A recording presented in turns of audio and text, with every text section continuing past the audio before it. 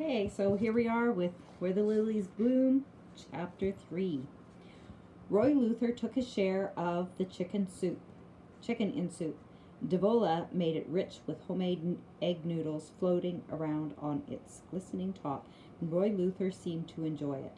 He let me spoon it to him 3 times a day, and after each feeding would try to smile his gratitude. And I said to Devola and the others that I thought he was gradually getting better. Devola sponge bathed him daily, changed his nightshirt and bedclothing. The hair on his head grew long, and she took the home barber clippers and gave him a round, feminine haircut, and the black hairs on his face flourished, and she took his razor to it, but complained that the blade scraped, and said, when I took my witch hazel leaves to Connell's general store, could I please get her a new one if it didn't cost too much? I said yes, but kept putting off making the trip. It was a long walk to the general store, 5 miles to it and 5 miles from it. Such a walk consumes shoe leather, so it shouldn't be done any more often than was absolutely necessary. Besides, I was waiting for Kaiser Pease to come. Most a week had passed now since we had saved him from dying, and I was anxious to get things out into the open between us, so that we could get matters settled firm and sure. Morose and impatient Romy suggested that maybe Kaiser had, after all, just gone on and died, but in the same breath reported smoke rising from Kaiser's chimney. Something had flown out of Rome. Now, he couldn't be light and careless about things, but had to know reasons and be furnished explanations. He wanted to know how much this cost, and that, and this, and that, and where was the money for it all coming from. The Luther money had always been kept in a tin box on a kitchen shelf, and he took it down and counted it again and again, but couldn't make it more than the $54.84 that it was. It isn't going to grow, I said, until we make it. He glared at me. How are we going to make it? I don't know yet. Don't worry about it. You keep saying that, but you're worried. No, I'm not. I'm just thinking. About what? Things. What things? Just things. I've got an idea, but it's hiding. I just have to give it time to come out and be recognized. If you had an idea, said Romy, with some somber logic, you wouldn't have to wait for it to come out and be recognized. You'd have it right here, right there in your brain. Tell me about the land again. The land is ours now, Romy. All 20 acres of it. We going to work it? Sure. Come spring we will. With what? If we're our own people now and can't look to Kaiser Pease anymore, not for anything, we won't be able to ask him for the use of his horses or his tractor or anything. What will we plant? What we've always planted. Cabbage? Sure. And potatoes? Yes. And how will we get them to market? I don't know. I haven't figured that part out yet. Looks to me, said Romy, like we need to figure out a lot of things. With winter coming on soon, the land isn't going for anything except to just lay out there and rest, except for Roy Luther's little patch of truck garden, and a few hills of potatoes. Kaiser's picked it clean for this year. Our part of it anyway. Kaiser's still got corn and stuff on his, but if you noticed, our part has been picked barer than a bird's behind. It was true, except for an occasional dejected stalk, a few forgotten potatoes, and Roy Luther's plot of vegetable garden. The Luther land had been plucked clean. Now it would lie fallow until spring. But in the meantime, there was this little knot of an idea tucked away in some forgotten pigeonhole of mind, resting there, just waiting for whatever it would take to prod it back to useful life.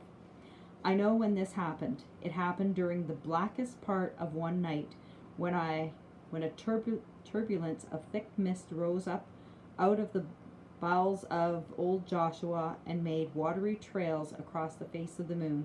My bed suddenly turned cold, and I left it and went to the window and looked out, and thought I saw something. A figure kneeling in a blur of white haze on the dark grass. I thought it was Devola and called out to her, and just when I did, it all dissolved, and I moved back from the window and stood there for a minute, feeling the rise of a slow excitement, and then I went across the hall to the room where Roy Luther slept and tiptoed in past him to the chest that had been my mother's, and removed the afghan that she had knitted in the last year of her life from its top, and opened its lid and dug down and found it, a big thick volume that had belonged to Cosby Luther, named a Guide to Wildcrafting. And with the excitement in me beating hard, I carried the book to the cold kitchen and built a fire in the wood stove and sat beside it until the night was gone, and read about ginseng and mayapple and golden seal and all the rest of the medicine plants that grow wild in the green forest of the Appalachian. Appalachia. Plants which drug companies the world over gladly pay for. Wild gold, I said aloud, and the fire in the stove crackled afresh, and in the slowly lightening yard, Ima Dean's pet bantam rooster crowed. Kaiser came that morning, came riding across the sun-drenched fields on his big chestnut roan. When he got to our front gate, he reined in and hollered for Roy Luther to come out, and Romy started from his breakfast chair, but I waved him back, went out and confronted Kaiser by myself. His sickness hadn't improved Kaiser's looks any. It had thinned him so that his clothes hung limp and his skin hung haggard. His yellowed eyes were lackluster and his mouth was wrinkled. His roan was pawing the earth, his hooves sending up little geysers of black dust, and I said to Kaiser to kindly move him out of my flower bed. Couldn't he see he was sitting smack in the middle of it? Kaiser pulled at the reins and the roan moved backward. Kaiser said, "Where's your daddy?" Mary called, "He's sick in bed, and it won't do you any good to holler for him because he can't move and he can't talk. I'm glad you rode over, Kaiser. There's a little something I need to talk over with you." Kaiser passed the back of one hand over his mouth, studied me for a second, slid down from the roan, tolerant and amused. He said, "Mary..." No. Sorry about that. Tolerant and amused, he said, "Mary Call, I pity the man you uns marry. Do you know..." It's 6 o'clock here. "Do you know I ain't ever seen you when you didn't have something to talk to me about? You understand now that it don't pain me none. Most times I enjoy it, but this morning I just sure can't spare the time.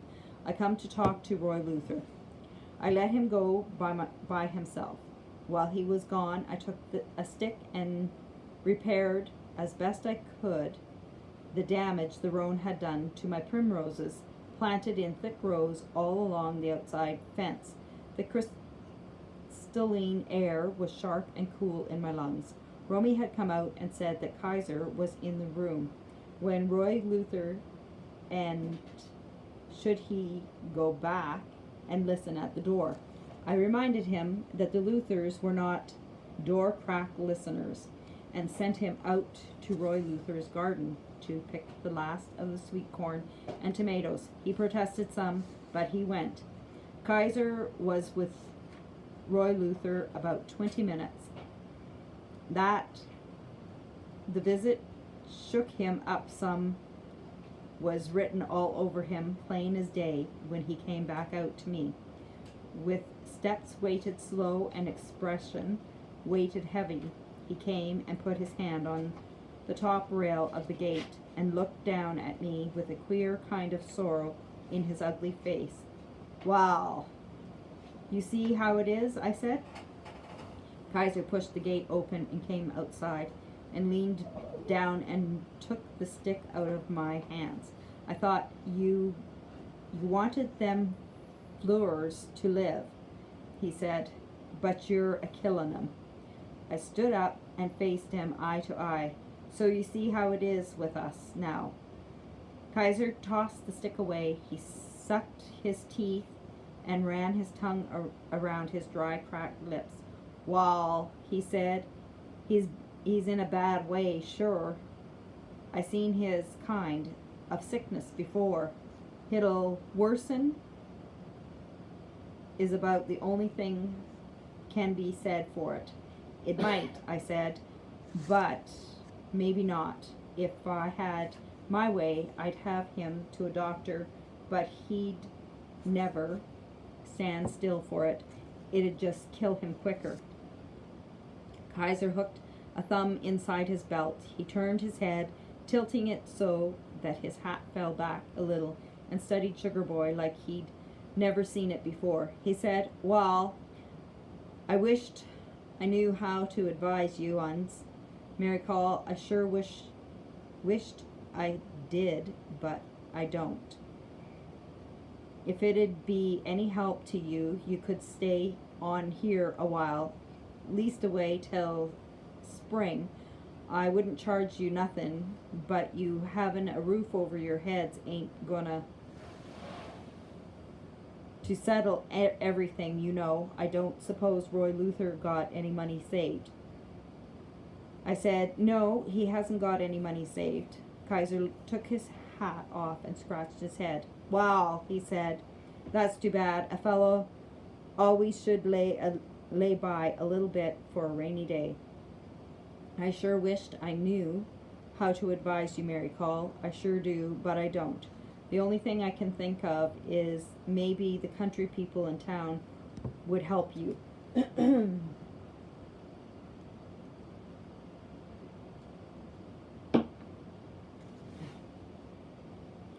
"Give you enough to live on until something else turns up."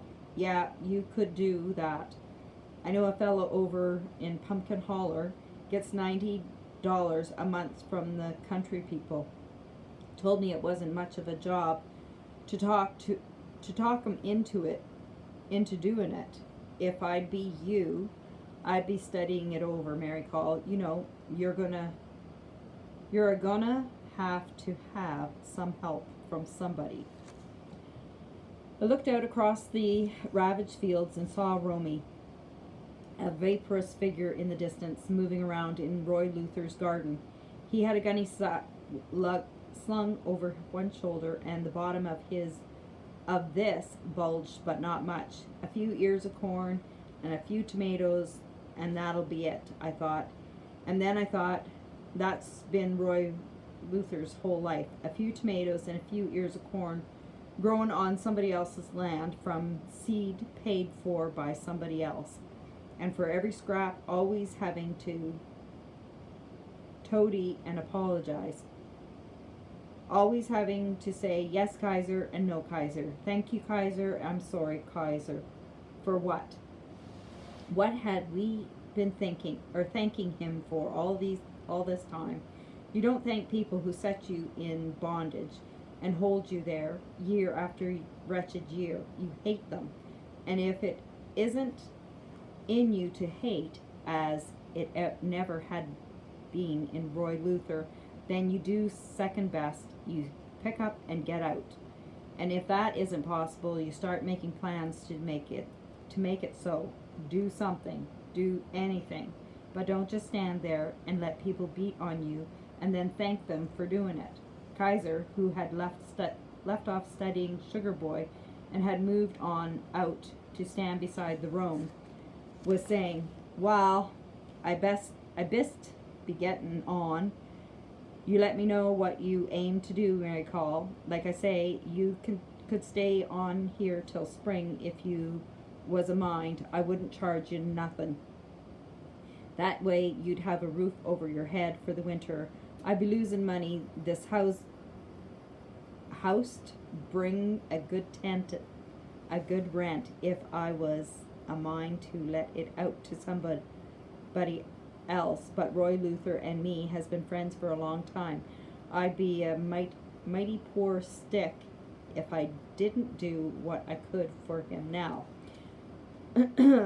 It's hard to talk that language when you don't speak that language. Something inside me began to work. I could feel its cold, slow spread pushing up to crowd my ribs and my heart and my lungs. Devola and I, Medine, had come to the front door and were anxiously, silently looking out at us, and Kaiser turned his head and looked at Devola. In the distant garden, Romy shifted the gunny sack from one shoulder to the other. "He's too thin," I thought. "All of them are. They deserve something better than what they're getting, but there's no one now except me to even try to get it for them.